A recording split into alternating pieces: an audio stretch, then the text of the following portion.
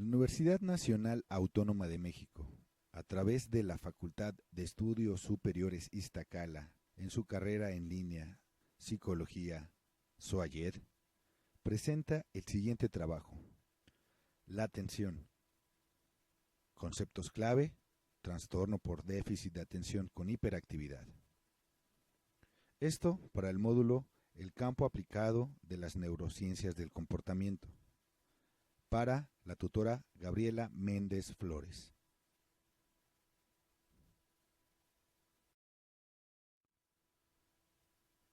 Este trabajo es parte de la unidad 1, Fundamentos teóricos de la investigación en la atención. Quienes formamos y desarrollamos este proyecto somos Arturo Aguilar Ángeles, Amada Almendra Fabián, Raúl Barba Cruz, Munadora Bushahin Abul Osn, Diana Karina Cervantes Navarro y Cristina Córdoba Rodríguez.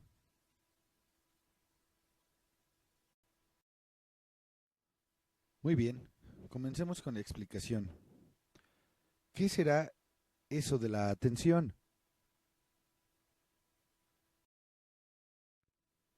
Pues bueno, la atención es un proceso psicológico que se encarga de controlar y orientar la actividad consciente del organismo conforme a un objetivo determinado, como lo dice Tudela en 1992.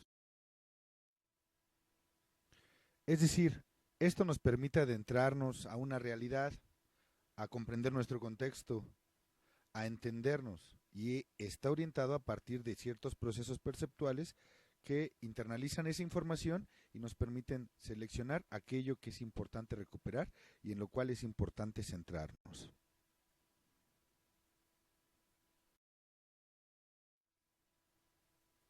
Por ejemplo, Ballesteros dice que la atención nos ayuda para poder dirigir nuestros recursos mentales, es decir, todos los procesos psicológicos, sobre algunos aspectos del medio ambiente que son más relevantes, o bien sobre esa parte de la ejecución de acciones y tareas que consideramos más adecuadas de entre toda la posibilidad que tenemos en ese momento.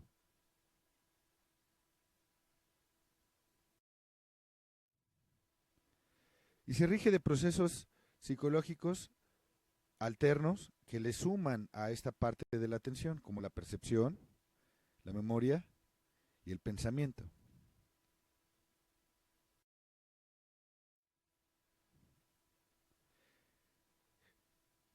Estos procesos atencionales generan algo que se llama redes atencionales, que son la manera en la que se comunican todos estos procesos.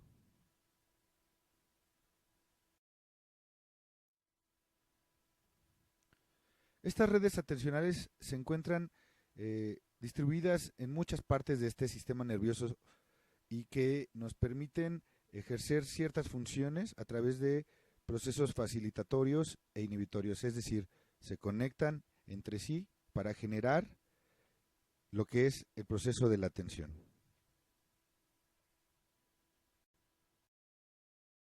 Y existen diferentes autores que proponen modelos de explicación para estas redes atencionales.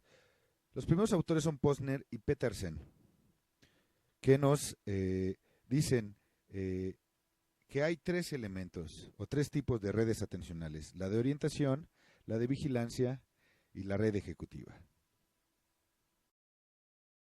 La red de atención es la de orientación. La red de orientación dice que la atención se localiza a partir de encontrar estos objetos y puntos y dianas visuales donde se encuentran situados todos los posibles estímulos objetivos. Está implicada en la selección de información sensorial y sustenta la atención visoespacial. Por ejemplo, la construcción de algunos elementos a partir de formas. Con respecto a la red de vigilancia, esta se encarga de mantener el estado de alerta necesario cuando se requiere que el sujeto responda a estímulos de aparición infrecuente, que son pocos probables. Es decir, en lugares o líneas de atención donde tenemos una serie de patrones, esperamos que no suceda algo y este modelo de redes atencionales nos permite llamar nuestra atención cuando algo externo sucede. Por ejemplo, una serie de patrones. Finalmente, la red ejecutiva nos ayuda para realizar tareas de cambio, control, inhibitorio, resolución de conflictos, detección de errores y localización de recursos atencionales entre todos los preceptos y todos los conceptos en los cuales trabajamos. Por ejemplo, el buscar todos los recursos para poder hacer varias tareas a la vez.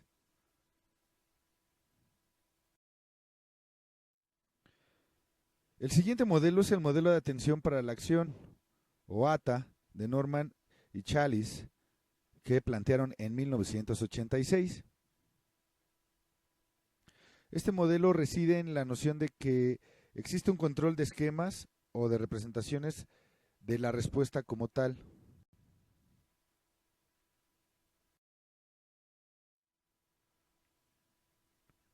Y este modelo tiene dos elementos. Primero, un elemento dimidor de conflictos y un segundo elemento que se llama Sistema Atencional Supervisor, o SAS por sus siglas.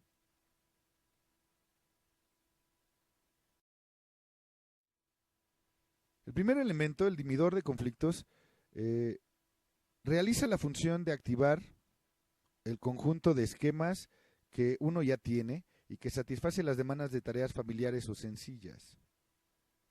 El segundo elemento, el sistema atencional supervisor, responde a situaciones diferentes, interesantes, novedosas o muy complicadas y es mucho más tardado, mucho más consciente.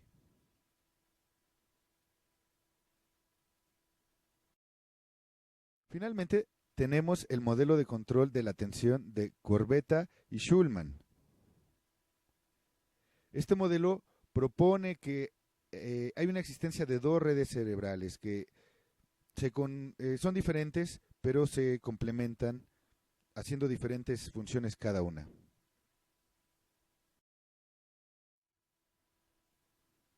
Muy bien. También existen estructuras cerebrales fisiológicas relacionadas con la atención. A continuación, mostraremos cuáles son estas redes, eh, estas estructuras fisiológicas que se encuentran en la atención.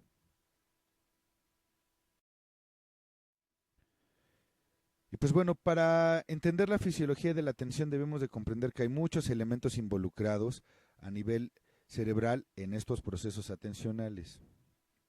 Vamos a nombrarlos. Primero el sistema reticular ascendente, segundo los culículos superiores, los ganglios basales, el núcleo pulvinar del tálamo, la corteza del cíngulo, la corteza cerebral, su lóbulo parietal y su lóbulo frontal.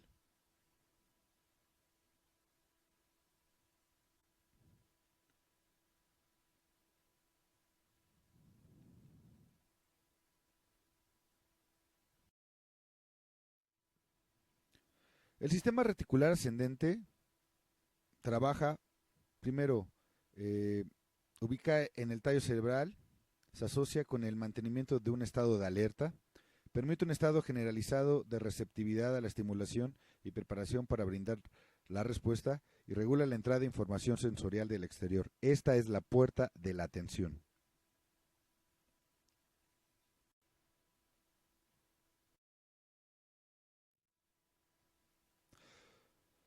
Los colículos superiores son una estructura, claro, en medio del cerebro, pero aportan a la atención en lo visual. Y hay que recordar que mucha de la información que nosotros recibimos de manera perceptual es desde lo visual. Y pues bueno, ayuda a que se dé el cambio entre la atención de nuevos lugares. Controlan los movimientos oculares al llevar los estímulos externos al área visual. Escucha un sonido y voltea uno para ver dónde se encuentra ese ruido que parece novedoso ante uno.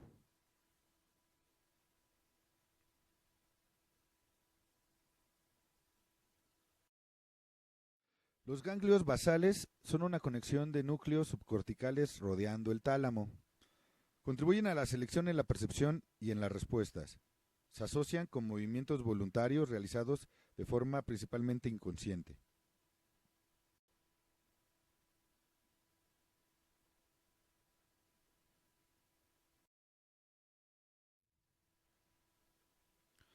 El núcleo pulvinar del tálamo.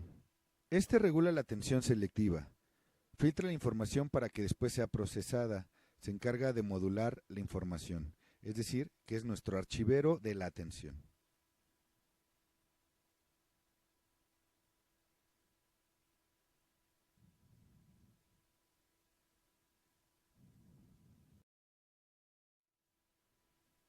La corteza del cíngulo permite que haya una incorporación de toda la información que fue recibida con la emocionalidad para que se dé una respuesta adecuada. Es decir, yo interpreto, presto atención a algo, pero también tengo que reaccionar de una manera congruente a la circunstancia dada. Es donde la emoción cobra fuerza en este modelo de explicación de la atención.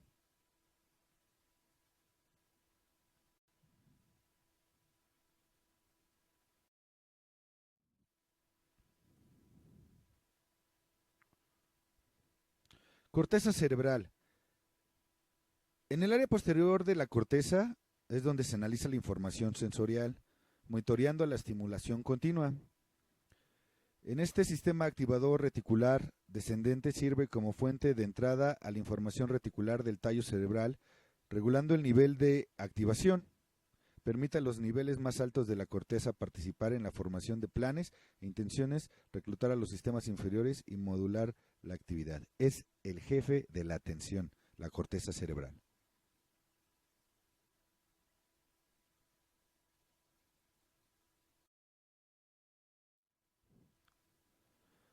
Lóbulo parietal. Y pues bueno, nos ayuda para considerar el mapa espacial que permite el procesamiento y uso de los aspectos espaciales de la atención. Gracias a su función, la atención puede localizar estímulos específicos o particulares. Nos ayuda a orientar y dirigir la atención hacia los estímulos que intentan localizar, que le proporcionan información relevante. Es el lóbulo parietal quien nos permite determinar esa localización desde los procesos perceptuales. El lóbulo frontal participa en la regulación de todos los procesos psicológicos en situaciones que demandan atención sostenida. Papel fundamental que da para el control voluntario de la atención y en la secuencia de las respuestas. Es el capataz de la atención.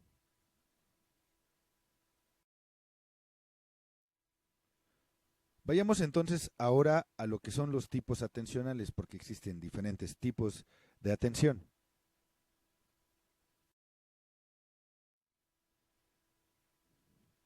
Tenemos que está la orientación, la atención dividida, la atención sostenida, el control atencional, la atención selectiva, la atención enfocada y la atención alternada.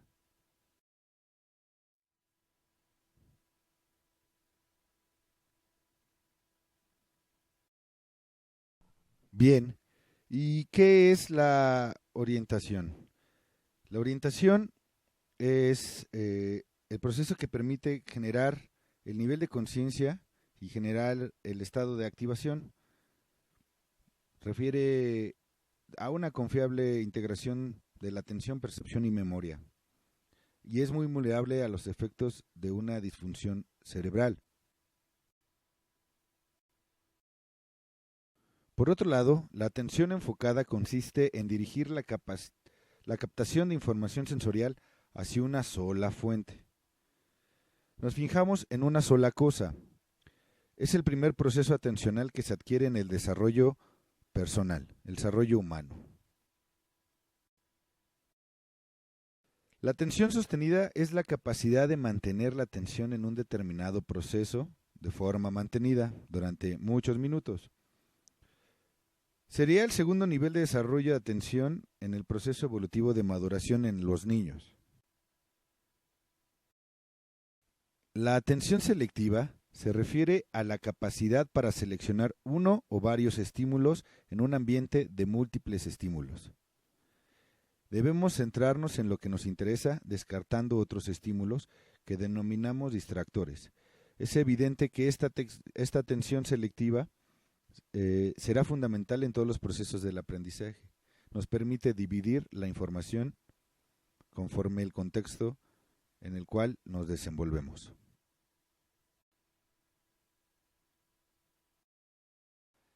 La atención dividida consiste en la habilidad para atender dos estímulos diferentes de forma simultánea y con el mismo grado de eficacia. La atención alternada es la capacidad de cambiar de una tarea a otra sin confundirse. Esto para mantener el mismo grado de eficacia en las diferentes tareas.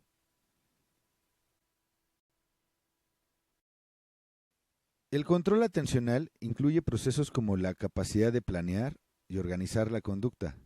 Interviene en situaciones de toma de decisiones, de detección de errores, enfrentarse a tareas novedosas o en la inhibición de una respuesta automática.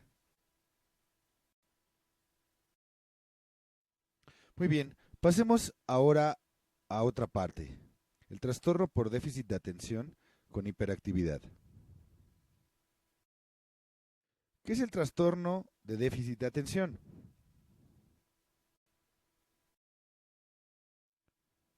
Pues bueno, el trastorno es una persistente falta de atención o hiperactividad e impulsividad o ambos, según la American Psychiatric Association en 1994. Es un trastorno psicológico.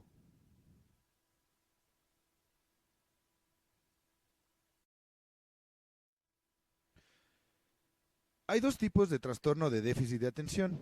Trastorno de déficit de atención o trastorno de déficit de atención con hiperactividad. Este es con predominio del déficit de atención. En estos, los que se presentan son deficiencias atencionales más que una sobreactividad. Pero el trastorno por déficit de atención con hiperactividad tipo combinado presenta deficiencias atencionales e hiperactividad impulsividad.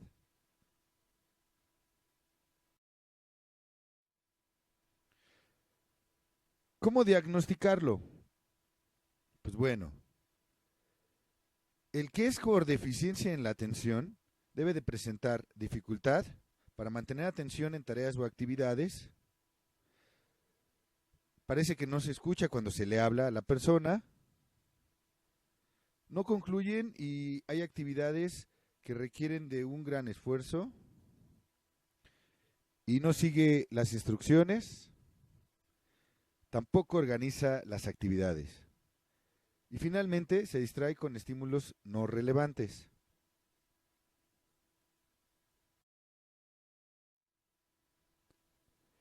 Si lo que se pretende diagnosticar la hiperactividad e impulsividad, se debe de considerar que se tienen actividades excesivas en manos y pies,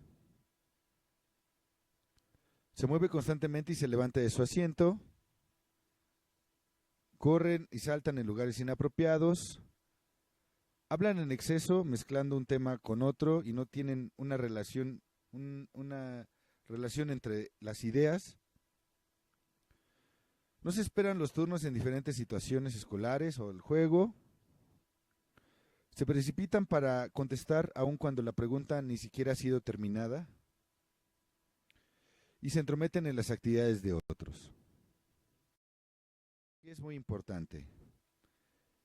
En el Manual de Trastornos Mentales, el DSM-4, por las siglas en inglés, en la APA, los criterios para el diagnóstico del trastorno por déficit de atención requieren la presencia de 6 o más síntomas de falta de atención y de 5 o menos de hiperactividad e impulsividad. Para el trastorno de déficit de atención con hiperactividad se requiere la presencia de 6 o más síntomas tanto de problemas de atención como de hiperactividad e impulsividad. La diferencia entre estos dos puede ser el correcto diagnóstico de este tipo de trastornos. Para finalizar, ¿qué es de llamar la atención? Que este trastorno es más común de lo que se cree. Muchas más personas en México y en el mundo lo padecen, de lo que nosotros consideramos que existe. Entonces, hay que tomar mucha precaución con respecto a estos síntomas. Tiene alteraciones generales, ¿no? Para la vida en general de la persona que sufre este tipo de trastornos. Y también tiene una razón fisiológica. Por lo general, la hiperactividad es sobre la presencia en manera mayoritaria de determinados neurotransmisores que están afectando el funcionamiento natural a nivel orgánico. Y las referencias en las que nosotros nos basamos para realizar este trabajo son: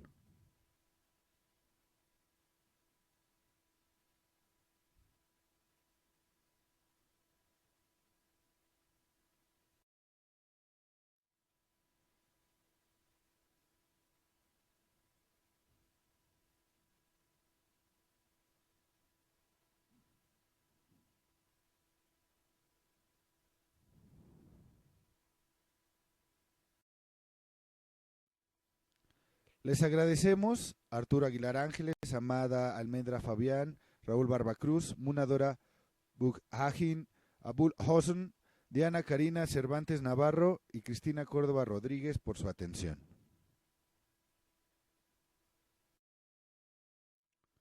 Muchísimas gracias, y por mi raza hablará el espíritu.